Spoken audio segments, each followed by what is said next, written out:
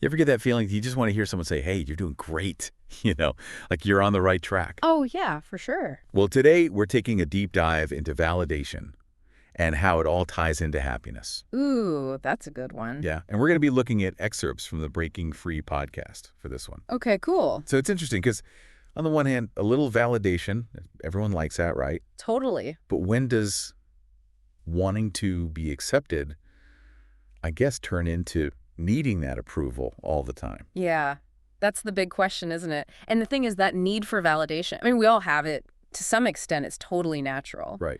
But it can actually turn into like a psychological trap almost. Mm. Yeah, it really drives our decisions, our feelings sometimes without us even realizing it. The podcast talks about how a lot of this actually starts way back when we're kids. Makes sense. Like, think about getting a gold star from your teacher or your parents telling you, good job. Oh, yeah, totally. Like pure gold. It is, and developmentally it makes sense when you think about it. And we're figuring ourselves out as kids, right? Like who we are in the world, and that positive feedback, it helps us feel like we belong. Mm-hmm. The problem is sometimes we never really grow out of that. Even as adults, we're still kind of chasing those gold stars in a way. Exactly. The stakes are just higher now, you know? True. Work relationships, even online, it can feel like you need that validation everywhere. And the Breaking Free podcast actually points out some serious downsides to needing that approval constantly. Yeah, there are some major ones. They mention 4 main effects. Okay, let's hear them. Okay, so anxiety and insecurity, low self-worth, suppressed authenticity, and fear of rejection. Okay, so 4 big ones. Let's break them down one by one. What about that first one, anxiety and insecurity? What does that look like? Well, I imagine someone who's constantly worried about what other people are thinking. Every decision becomes a potential source of stress. Oh, I know the type. Yeah, like, did I say the right thing? Will they like my outfit? Do they think I'm smart enough? It's exhausting. You never feel like you're good enough. Right. And the research actually shows that people who base their self-worth on what other people think are more likely to experience things like anxiety and depression. Oh, for sure. It all connects. And that probably feeds into the next point, too low self-worth. Yeah. Like their sense of value comes from what everyone else is saying and not from within. And that's shaky ground, isn't it? Totally. If someone criticizes them, their whole foundation crumbles. Exactly. It's not a good base for building any kind of real happiness. And then there's the suppressed authenticity idea. Holding back your true self just to please others. Oh, yeah, you lose yourself that way. The podcast gave this example of someone who's constantly changing their opinions just to fit in with the group.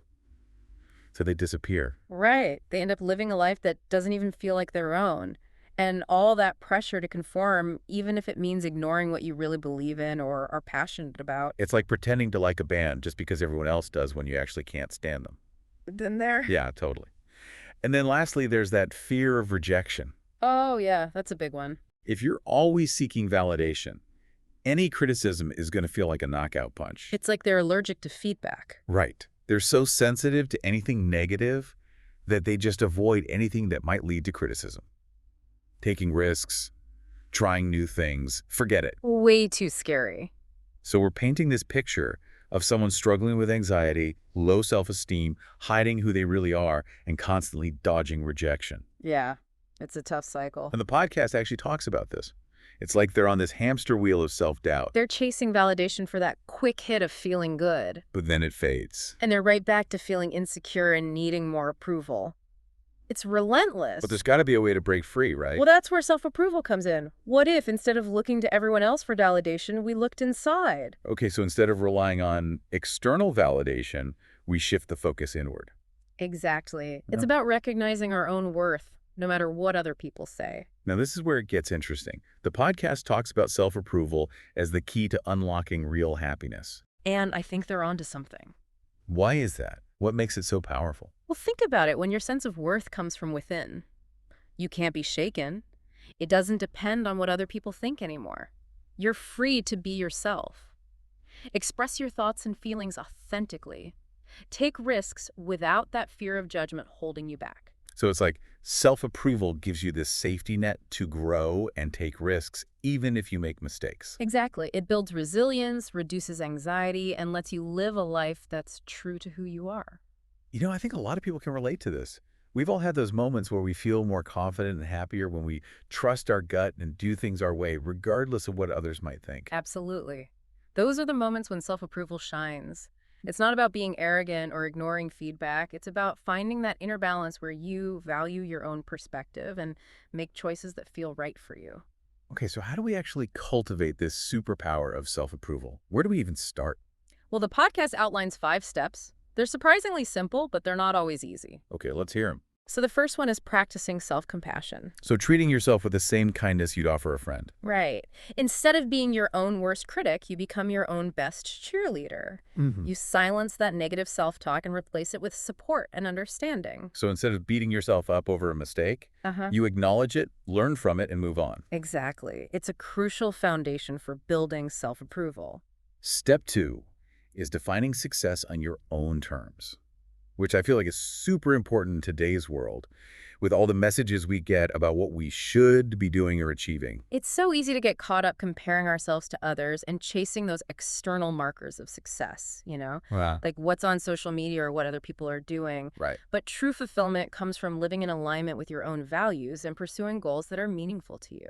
So it's about defining what a good life looks like for you personally, not based on what some influencer or magazine tells you. Exactly. It's about what truly makes you feel successful and happy. Now, this next one, step 3, might be a bit controversial, but I think it's so crucial, especially these days, limiting social media and mindfully managing comparisons. Oh, social media can be a double-edged sword. For sure. It's great for connecting with people and getting information, but it can also be a breeding ground for insecurity and self-doubt. Totally. We're constantly bombarded with these perfect curated versions of other people's lives. It's so easy to fall into the trap of comparison. Yeah, it's like we're all playing this highlight reel game, and it's hard not to feel inadequate when you're comparing your behind the scenes to everyone else's perfectly staged moments. So what's the solution? Well, the podcast talks about mindful social media use, being aware of those triggers and consciously choosing to engage with content that makes you feel good instead of fueling those negative comparisons. Makes sense. So it's not about ditching social media altogether. It's about finding a healthy balance that works for you and protects your mental well-being. Exactly. Make it work for you, not against you. Now, step 4 is all about acknowledging your achievements and celebrating those small wins. Ooh, I like this one. Right. But I think we often get so caught up striving for that next big thing that we forget to appreciate the little victories along the way. It's so true. We need to give ourselves credit for the effort we're putting in and recognize that progress, no matter how small, is still progress. Yeah, it's all about shifting the focus from what we haven't done yet to what we have accomplished. Exactly. Celebrate those wins. And finally, step 5, surround yourself with supportive people. This one seems kind of obvious, but it's worth emphasizing. Oh, absolutely. The people we spend time with have a huge impact on how we feel about ourselves. Right. When you're around people who genuinely care about you, who appreciate your quirks and celebrate your successes, it's so much easier to believe in your own worth. It's like having your own personal cheering squad. Exactly. And just as importantly, it means distancing yourself from people who bring you down or make you question your value. You don't need that negativity. Okay, so we've covered these 5 steps, but I'm curious to see how these ideas actually play out in different areas of our lives. Yeah, like real-world examples. It's exactly like public speaking, creative pursuits, relationships. That's a great point. Let's dive into that. Sounds good. Stay tuned. All right, so welcome back to our deep dive into breaking free from that need for validation. Yeah, last time we were talking about all the downsides of constantly seeking approval and how important it is to cultivate self-approval instead. We even went through those 5 practical steps to boost self-worth. Like practicing self-compassion and being mindful about social media. But how does all this actually work in real life? Great question. Let's take someone who's terrified of public speaking, for example. Okay, yeah, lots of people struggle with that. And a lot of that fear comes from needing validation, worrying about what the audience is thinking, being judged or ridiculed. So how would self-approval help with that? Wouldn't they still be nervous? Well, of course, being nervous is totally normal. But instead of getting caught up in what the audience might think, someone with good self-approval can shift their focus. Okay, how so? They can remind themselves, hey, I prepared for this. I've got valuable things to share. My voice deserves to be heard. It's about finding that inner confidence to just show up authentically, no matter what people might say. So it's not about aiming for a perfect performance. It's more about focusing on the value you bring. Exactly. Self-approval gives you permission to be imperfect. Makes sense. And this probably applies to other areas too, right? Yep. Like creative stuff like writing or painting. Definitely. The need for validation can totally kill creativity. You hesitate to express yourself because you're so worried about judgment. So you end up creating nothing at all. Sadly. Yeah. But with self-approval, you shift the focus to the joy of creating itself. Okay. It becomes about authentic expression, not needing someone else's stamp of approval. It's its own reward. The podcast actually mentions studies that show artists who focus on their own satisfaction rather than external praise end up making more innovative and personally fulfilling work. It's pretty cool when you think about it. They're basically giving themselves permission to play, to experiment, without that pressure to please anyone else. And the podcast also touches on relationships. I feel like that's where the need for validation can get really complicated. Oh, yeah, it's a tricky one. We've all been there wanting reassurance from our partner, maybe trying to change ourselves to make them happy. Wanting to be loved and accepted is natural. But where's the line? When does it become unhealthy? It becomes unhealthy when we don't have that self-worth and we look to our partner to fill that void, to validate us. I see. It's like saying, I need you to tell me I'm okay. You're the only one who can make me happy. And that puts so much pressure on the relationship. Right, absolutely. But when you have that strong sense of self-worth, you don't need your partner to constantly validate you. That makes sense. You appreciate their love and support, but your happiness doesn't depend on it. You can be yourself, express your needs and boundaries, and create a relationship based on mutual respect and authenticity. So you're both showing up as your whole selves, not just versions of yourselves trying to get approval. Exactly. And it's not about becoming some robot who doesn't care what anyone thinks. Right, we're human. We all want to be loved and appreciated. Of course. But it's about taking those external opinions with a grain of salt. So you can listen to feedback, but you don't let it define you. Right. And remember, this is a journey, not a destination. There will be days you feel super confident, and then there will be days that inner critic comes back. It's like any skill, you have to practice it to get better. Some days you're killing it at the gym. Other days you just want to stay on the couch. Exactly. Right. But showing up consistently, even when it's hard, is what makes the difference. And over time, those moments of self-doubt become less frequent and less intense. You start making choices that feel right, expressing yourself authentically, and handling challenges better. So to recap, we've learned that constantly needing validation can lead to a lot of problems. Anxiety, low self-worth, hiding who you are, fearing rejection. And it can trap you in the cycle of insecurity. But there's a way out. Cultivating self-approval can help break that cycle. It's about knowing your worth, regardless of what other people say. Finding that confidence to be yourself in the world. And we talked about some practical steps to get there. Like self-compassion, setting boundaries, limiting social media, surrounding yourself with supportive people. We even saw how these principles work in different parts of life, like public speaking, creative pursuits, relationships. It's all about finding that inner balance that lets you live a life that feels true to yourself. And the Breaking Free podcast does a great job of explaining all of this. But there's one more piece we got to talk about. The podcast talks about the role of mindset in all of this. Oh, yeah. That's a big one. How does mindset tie into self-approval? Shifting from seeking validation to self-approval isn't just about changing what you do. It's about changing how you think about yourself and the world around you. So we're talking about rewiring those deep-seated thoughts that tell us we need validation to feel worthy. That's a big task. It is. It's about challenging those negative beliefs and replacing them with empowering ones. Like instead of thinking everyone has to like me, you start thinking, I'm worthy of love and respect no matter what. Exactly. It's a powerful shift, but it takes a lot of self-awareness and honesty. Yeah, facing those negative thoughts head on can be scary. It can be, but it's also so rewarding. It's like taking control of your own story, rewriting the narrative of who you are and who you want to be. And the podcast actually offers some helpful exercises and prompts for tackling those limiting beliefs and creating a more self-compassionate inner dialogue. It's like peeling back layers of conditioning and confronting those beliefs that might have been holding you back for years. No wonder they call it breaking free. And that brings us to the end of part 2. Don't worry though, we'll be right back with part 3, where we'll keep exploring this fascinating world of validation and self-approval. Until then, think about the power of your own thoughts. What stories are you telling yourself? Are they helping you or holding you back? Remember, you have the power to change your narrative, to cultivate a mindset that supports your growth and happiness. See you soon. All right, so we're back talking all about breaking free from validation. Last time we were diving into how important mindset is for self-approval. Remember that whole idea of rewiring our thoughts? To believe in our worth no matter what anyone else thinks. pretty powerful stuff. It really is. And it's key to remember this isn't like a one-time thing. It's an ongoing process, you know? It's about showing up for yourself day after day and making choices that line up with what you believe in. It's like working a muscle. Right. The more you practice self-approval, the stronger it gets. But how do we actually put this into practice? The Breaking Free podcast mentioned some tips for incorporating these ideas into our everyday lives. Oh, yeah, they had some good ones. One of the things they stressed was setting boundaries. Boundaries. Okay. So how does that connect to self-approval? I always thought boundaries are more about how we relate to other people. That's true.